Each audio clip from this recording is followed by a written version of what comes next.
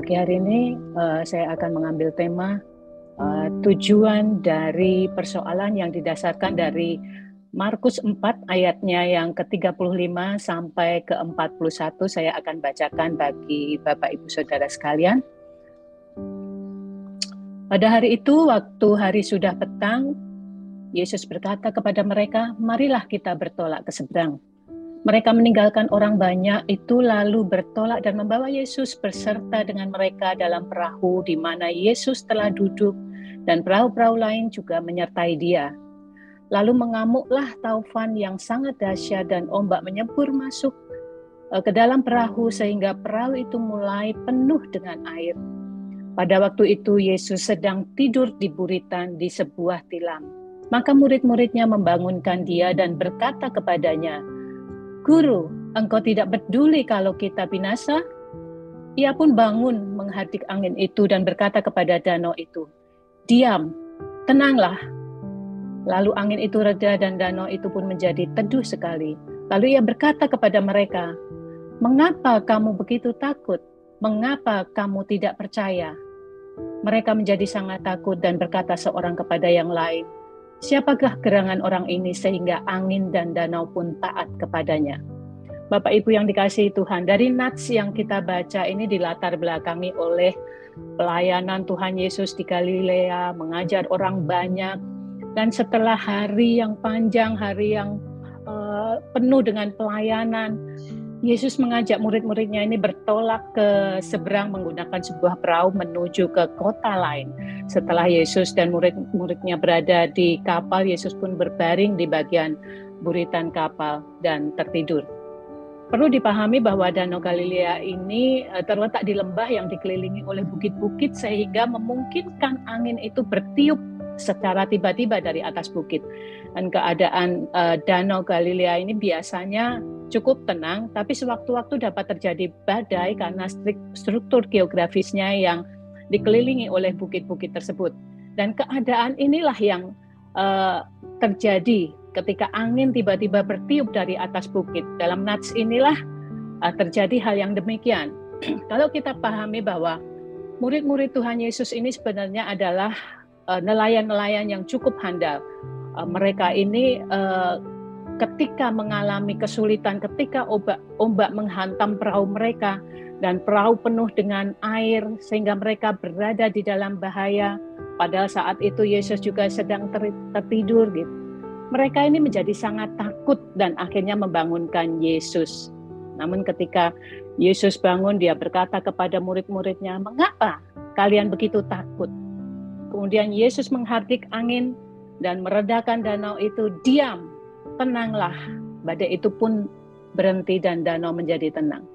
Dari pembacaan kita ada dua bagian yang akan kita bahas. Bagian yang pertama dikatakan bagaimana murid-murid ini gagal dalam beriman kepada Yesus. Kita lihat bahwa ini adalah penilaian dari Tuhan Yesus sendiri. Kita lihat pada ayatnya yang ke-40, Adin bisa slide yang selanjutnya. Pada ayat yang ke-40 dikatakan, lalu ia berkata kepada mereka, "Mengapa kamu begitu takut? Mengapa kamu tidak percaya?" Jadi jelas dari perkataan Tuhan Yesus ini bahwa murid-muridnya begitu takut dan tidak percaya. Kalau di dalam Matius 8 ayatnya yang ke-26 dikatakan kurang percaya gitu ya. Ia berkata kepada mereka, "Mengapa kamu takut? Kamu yang kurang percaya," gitu. Lalu bangunlah Yesus menghardik angin dan danau itu pun menjadi teduh gitu ya. Jadi dalam nats ini tanda orang yang kurang percaya atau kurang beriman. Yang pertama adalah bahwa murid-murid ini kurang memperhatikan dengan cermat perkataan Tuhan Yesus. Di dalam ayat Adin, slide selanjutnya. Adin, ya. Yang pertama dikatakan murid-murid ini kurang memperhatikan dengan cermat perkataan Tuhan Yesus. Dikatakan pada ayat yang ke-35. Pada hari itu, waktu hari sudah petang, Yesus berkata kepada mereka, "Marilah kita bertolak ke seberang." Jelas ini adalah perintah dari Tuhan Yesus. Tuhan Yesus berkata, kita artinya adalah mereka semua bersama Tuhan Yesus bertolak ke seberang. Seharusnya murid-murid ini meyakini perkataan Tuhan Yesus bahwa mereka ini akan pergi ke seberang, ke tempat yang lain bersama Tuhan. Jadi Yesus ini sedang tidak mengatakan sebuah ketidakpastian. Yesus tidak berkata bahwa yuk kita berlayar, nanti kita lihat hasilnya, kalau keadaan baik-baik aja ya kita selamat, kalau tidak ada masalah mungkin kita akan sampai ke seberang. Tidak demikian. Tapi Yesus ini mengatakan sebuah kepastian bahwa mereka akan bersama-sama pergi ke seberang. Yesus sengaja tidak memberitahukan bagaimana situasi perjalanannya, bagaimana keadaan perjalanannya. Sebetulnya ini adalah cara Tuhan melatih iman kita. Seorang penulis buku, Peter Kreeft, berkata di dalam sebuah bukunya, Allah sengaja tidak menjelaskan segala sesuatunya kepada kita, karena Allah memberikan ruang kepada kita untuk beriman. Adin, slide selanjutnya boleh. Allah sengaja tidak menjelaskan segala sesuatunya kepada kita karena Allah memberikan ruang kepada kita untuk beriman. Ketidaktahuan itu merupakan ruang kita untuk beriman. Kalau segala sesuatunya ada runutannya, jadi kita tidak perlu beriman gitu ya, kalau semuanya sudah jelas gitu. Seperti di dalam Roma 8 ayat ke-28, slide selanjutnya. Roma 8 ayat 28 dikatakan, kita tahu sekarang bahwa Allah turut bekerja di dalam segala sesuatu untuk mendatangkan kebaikan bagi mereka yang mengasihi Dia. Allah turut bekerja. Bagaimana cara Allah bekerja tidak disebutkan di dalam ayat ini. Kebaikan seperti apa yang Allah ingin munculkan tidak juga dijelaskan dalam ayat ini. Jadi cara Allah bekerja kepada kita, Allah membuka jalan sebagian supaya kita ini punya alasan yang cukup untuk beriman. Iman kita ini bukan iman yang buta, iman kita perlu alasan. Tetapi jika segala sesuatunya dijelaskan oleh Tuhan, maka kita tidak punya ruang untuk melatih iman kita. Situasi kita sama seperti situasi murid-murid saat itu ketika sedang menghadapi badai persoalan dalam kehidupan kita. Kita tidak bisa memprediksi badai itu, dan disinilah sebenarnya ruang kita untuk beriman. Jadi ini yang pertama ya, tadi dikatakan bagaimana murid-murid gagal ya untuk beriman. Yang kedua murid-murid mengambil alih kendali dari Tuhan. Pada ayat yang ke-35 tadi dikatakan, marilah kita bertolak ke seberang. Peristiwa ini diawali dengan perintah dari Tuhan Yesus yang mengajak murid-muridnya bertolak ke seberang. Artinya Yesus pada awalnya memegang kendali atas mereka, memimpin hidup mereka. Namun di ayat yang ke-36 dikatakan bahwa murid-murid Yesus ini membawa Yesus bersama mereka di dalam perahu. Ini sesuatu yang berlawanan. Yang awalnya Yesus mengajak mereka, Yesus yang menjadi kendali atas mereka. Namun kemudian murid-murid ini mengambil alih kendali yang awalnya dipegang oleh Yesus. Mengapa demikian? Kita tahu bahwa murid-murid ini adalah nelayan-nelayan yang cukup berpengalaman, nelayan yang handal. Jadi tidak heran ketika mereka merasa lebih tahu ini pekerjaannya, ini medan mereka gitu, sehingga mereka mengambil alih kendali. Demikian juga kita, seringkali kita mengambil alih kendali dari Tuhan di dalam kehidupan kita. Kita merasa lebih memahami keadaan kita, ini pekerjaan kita, ini keahlian kita, ini aktivitas kita sehari-hari. Kita sudah terbiasa dengan keadaan ini, sehingga kita merasa tidak membutuhkan pimpinan Tuhan. Akhirnya kita berjalan seturut dengan kehendak kita sendiri, dan bukannya tunduk dalam pimpinan Tuhan, menjadi pemegang kendali atas hidup kita ini. Namun kita ini seringkali mengarahkan Tuhan untuk memenuhi keinginan kita. Seringkali kita mengarahkan Tuhan untuk memenuhi keinginan kita. Sehingga dari hal ini justru yang terjadi, ada goncangan di dalam kehidupan kita, ada badai dalam kehidupan kita.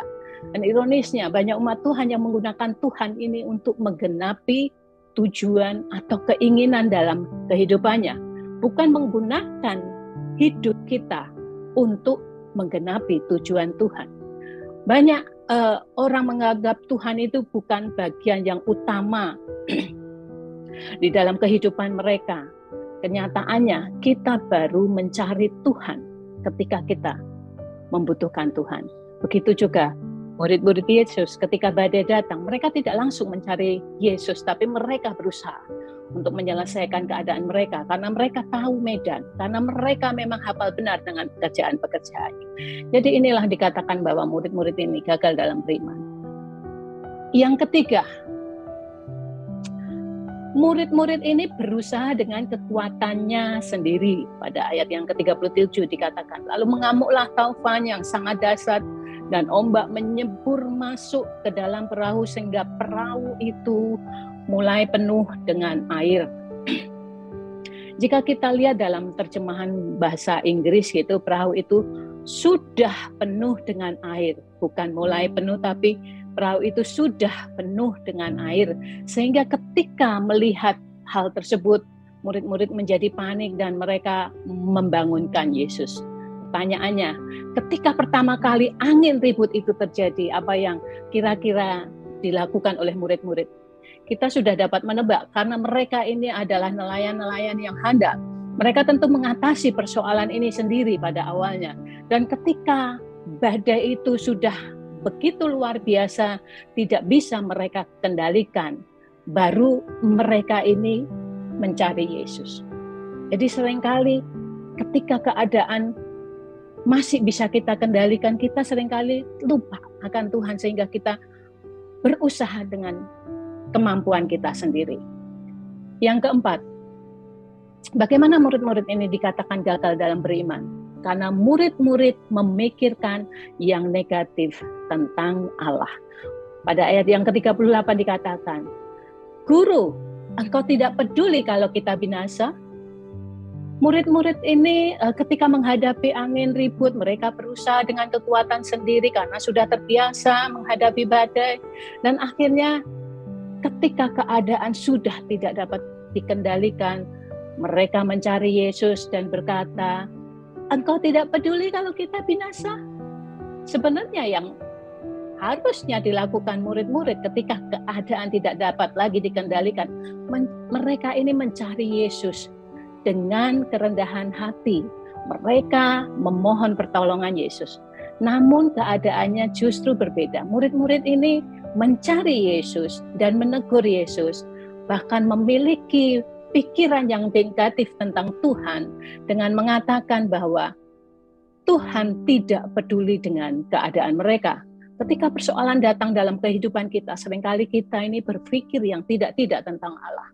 Seharusnya ketika badai persoalan datang dalam kehidupan kita, kita mencari Tuhan. Kita datang dengan kerendahan hati dan berserah memohon pertolongan daripada Tuhan. Ketika kita sakit, kita mungkin semakin parah, seringkali kita berkata di dalam hati kita, Tuhan, jika Engkau mengasihi aku, mengapa penyakitku begitu parah? Ketika bisnis kita bermasalah, kita seringkali berpikir, Tuhan, ketika Engkau mengasihi aku, mengapa keadaanku sedemikian rumit? Seringkali kita meminta Tuhan membuktikan kasih-Nya kepada kita. Seolah-olah kita ini kurang yakin bahwa salib Kristus ini sudah cukup bagi kita. Tidakkah kita mengerti bahwa Tuhan telah terlebih dahulu mengasihi kita melalui anugerah keselamatan yang diberikan lewat penyalibannya? Inilah bagian pertama yang kita bahas mengenai bagaimana murid-murid ini dikatakan gagal dalam beriman. Pada bagian yang kedua, kita akan membahas bagaimana apa tujuan Tuhan meletakkan kita di dalam persoalan. Yang pertama, kita akan melihat dalam ayatnya yang ke-40 ya. Tujuan Tuhan meletakkan kita dalam persoalan supaya kita ini berubah. Dalam ayat 40 dikatakan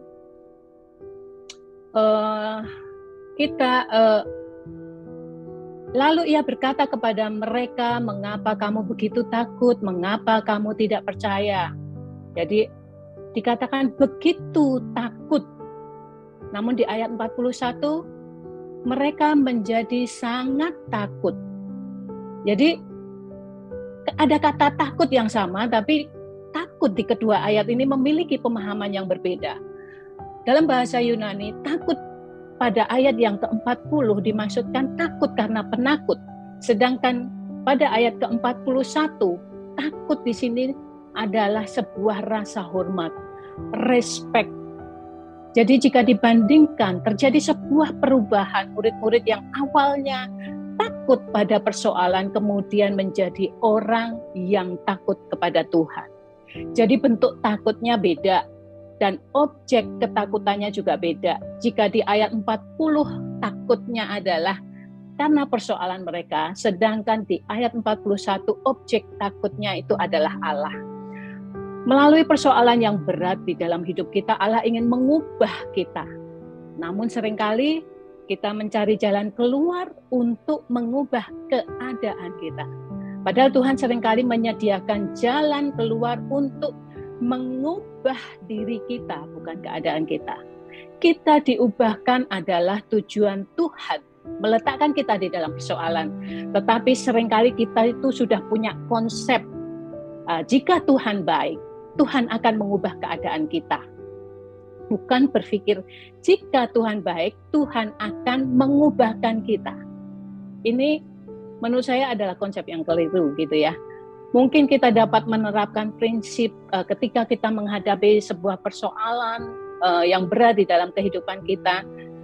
Jangan minta Tuhan mengurangi bebanmu atau persoalanmu, tapi mintalah Tuhan menambah kekuatanmu. Kalau kita seringkali latihan olahraga di gym gitu, bukan bebannya yang dikurangi supaya kita bisa angkat. Tapi justru setiap kali kita semakin mampu bisa ngangkat, kita tambah lagi bebannya, tambah lagi beban.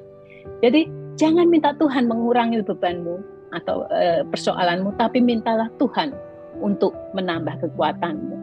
Jadi tujuan Tuhan meletakkan kita di dalam persoalan supaya kita berubah.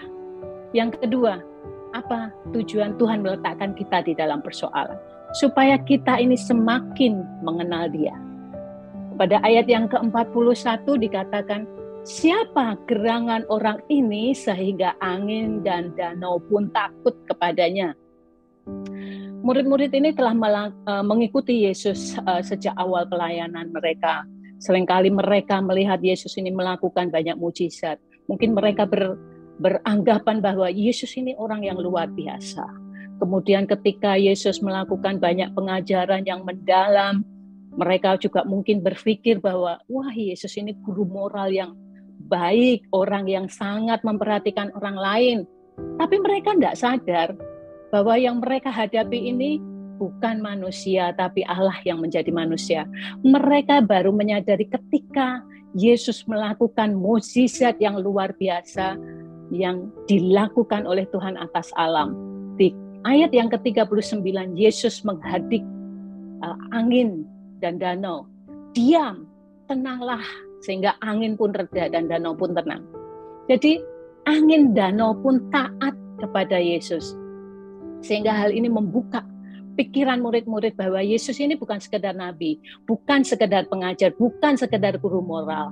Dia memiliki sesuatu yang lebih daripada semuanya, sehingga murid-murid ini semakin mengenal Tuhan. Bahwa Yesus ini adalah Allah yang menjadi manusia. Memang mungkin saat itu mereka tidak langsung paham, tapi ini menjadi titik awal untuk mereka itu progres, memahami Tuhan, memahami siapa Yesus, bahwa murid-murid ini naik kepada level di dalam pemahaman mereka tentang siapa Yesus sebenarnya. Dan kita juga perlu bersyukur kalau kita ini terlahir setelah kebangkitan Tuhan, sehingga kita itu mengenal Tuhan Yesus jauh lebih jelas. Dalam setiap persoalan yang ada di dalam kehidupan kita, marilah kita semakin memahami bahwa persoalan kita yang terbesar sebenarnya adalah dosa-dosa kita. Dan itu telah dibereskan Tuhan di atas kayu salib.